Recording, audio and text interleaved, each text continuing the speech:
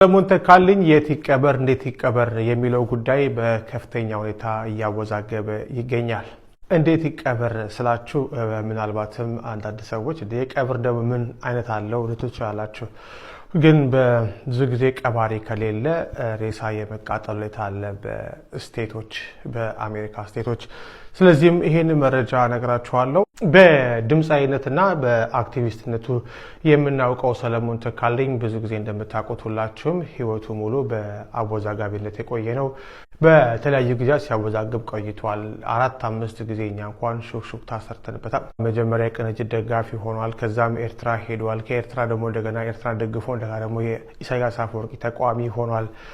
ከዛም ኢህአዴግን ተቃውሞ ደግሞ እንደገና ኢህአዴግ ደጋፊ ሆኗል። ከዛ ደግሞ እንደገና የህወሓት ደጋፊ ሆኖ ደግሞ እንደገና በሰሜኑ ጦርነት ደግሞ ከትግራይ ህዝብ ጎን ቆሞ ተመልክተነዋል። ከዛ ደግሞ የትግራይ ጦርነት ካለቀ በኋላ ደግሞ ለአብይ አህመድ መንግስት ድጋፎችን ሲያሳይ ደግሞ እንደነበር እናውቃለንና የተለያየ የፖለቲካ ሁኔታ ውስጥ ነበር ያለፈው ሰለሞን ተካልኝ። በዚህ ሁኔታ ውስጥ እያለ ግን ህይወቱ ማለፉ ይታወቃል። አሁን ደግሞ ሰለሞን ተካልኝ ከሞተ በኋላ የት ይቀበር የሚለው አንደኛ አወዛጋቢ ጉዳይ እንደሆነ ነው ከኮሚቴው የሰማ ነው።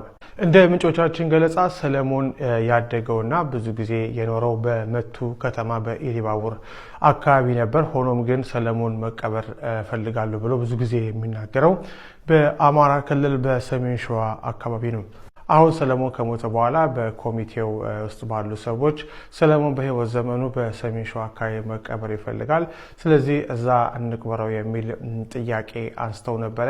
ሆኖም ግን የተፈጠረው ነገር ምንድነው? ሰለሞን ተካልኝ በህይወት ዘመኑ ላይ በነበረበት ጊዜ የአማራን ህዝብ አዋርዷል። በተለይም አማራ ሆኜ ባለመፈጠሬ ደስተኛ ነኝ፣ የተለያዩ ነገሮችን ተናግሮ የአማራን ህዝብ አስቀይሟል፣ ክዷል፣ ብዙ ነገር ብሏል። እና ሬሳ ይዘን ብንሄድ ማን ነው እዛ አካባቢ ላይ የሚቀበለን?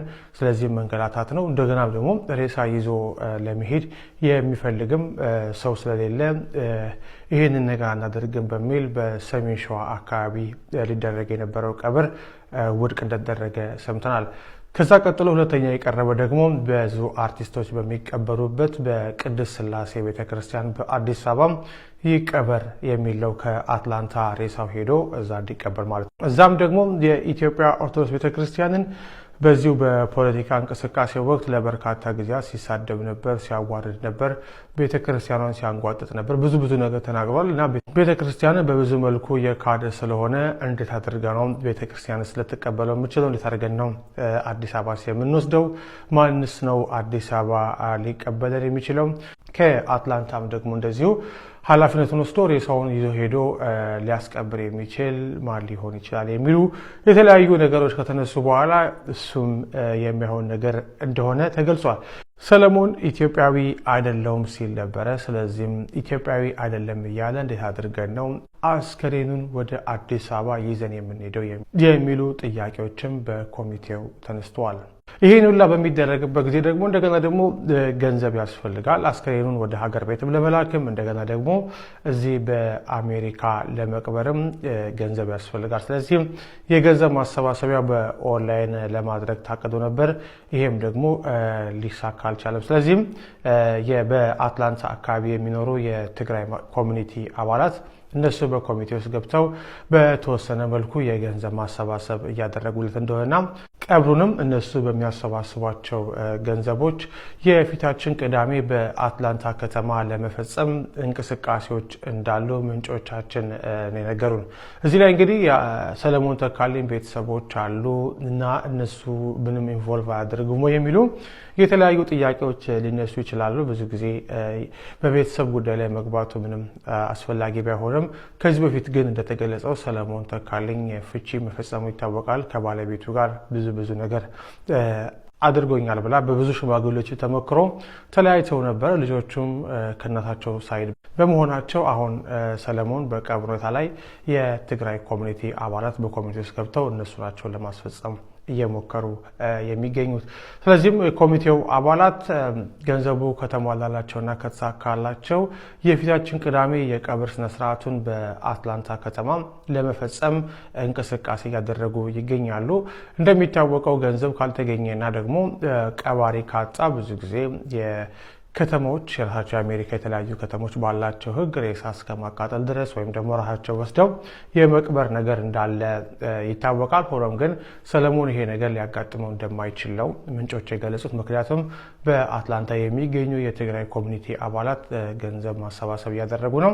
የቀብር ስነስርዓቱንም አሳምረው ለመሸኘት እንቅስቃሴ እያደረጉ እንደሚገኝ የሻማ ማብራት ፕሮግራሞች፣ የመታሰቢያ ፕሮግራሞችንም እንደዚሁ ለማድረግ በተለይም በሰሜን ኢትዮጵያ ጦርነት በትግራይ ጦርነት ወቅት ለትግራይ ህዝብ ባሳየው አጋርነት እኔም ትግሬ ነኝ በሚል ብዙ ነገሮችን በማድረጉ ለዛ ሪኮግናይዝ እናደርገዋለን በሚል እንቅስቃሴ እየተደረገለት ነው። አሁን ያለው ሁኔታ ይሄ ነው ማለት ነው። ብዙ ሰዎች ሰለሞን ከሞተ በኋላ የቀብር ሁኔታው ምንድነው፣ ያለበት ሁኔታ አይታወቅም የሚሉ የተለያዩ ነገሮችን ሲያቀርቡ ስለነበረ ስለ አሟሟት ሁኔታ የተለያዩ ነገሮች ሲወሩ እንሰማለን። በመድኃኒት ሞተ፣ በእንደዚህ ሞተ፣ የተለያዩ ነገሮች ሲነገሩ ይሰማሉ።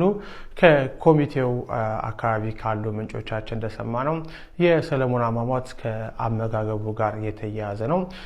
እሱ ምንድነው በተለያዩ ጊዜ ዶክተሮች ይመክሩት ነበረ አመጋገቡን እንዲያስተካክል፣ ወደ ጤናማ ዳይት እንዲመጣ ብዙ ነገሮች ይመክሩት ነበር። ሆኖም ሰለሞን የሚወደውን ነገር ከመመገብ ወደኋላ አይልም ነበር። በተለያዩ ማህበራዊ ሚዲያዎች እንደዚህ በቲክታክ እና በፌስቡክ እንደዚሁም በሬዲዮ በሚለቃቸው በተለያዩ ዝግጅቶች ወቅት ሰለሞን ለጥሬ ስጋ ልዩ ፍቅር እንዳለው ይናገር እንደነበር ይታወሳል።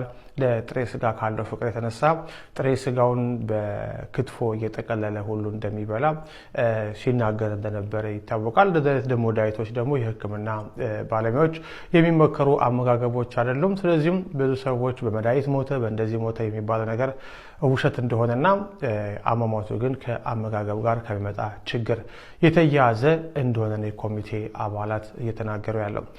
በነገራችን ላይ ከዚህ በፊት እንዳቀረብኩላችሁ መረጃ ሰለሞን እንደምታውቁት ፋጦማ የምትል ዘፈን አለች፣ ፖፑላር ዘፈን ነች።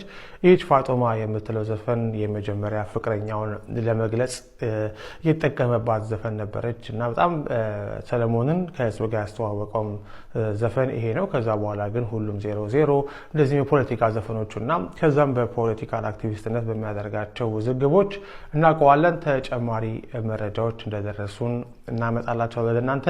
እስካሁን ባለው መረጃ የሰለሞን የቀብር ሁኔታ ውዝግቡ እዚህ ጋር ደርሷል። አዲስ አበባ ወይም ደግሞ ሰሜን ሸዋ ወስደን እንቅብረው የሚለው ሀሳብ የሞተ ነው።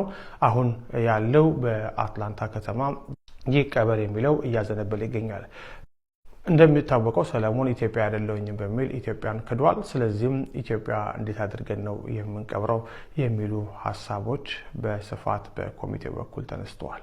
ሰለሞን ኢትዮጵያዊ አይደለሁም ሲል ነበረ። ስለዚህም ኢትዮጵያዊ አይደለም እያለ እንዴት አድርገን ነው አስከሬኑን ወደ አዲስ አበባ ይዘን የምንሄደው የሚሉ ጥያቄዎችም በኮሚቴው ተነስተዋል።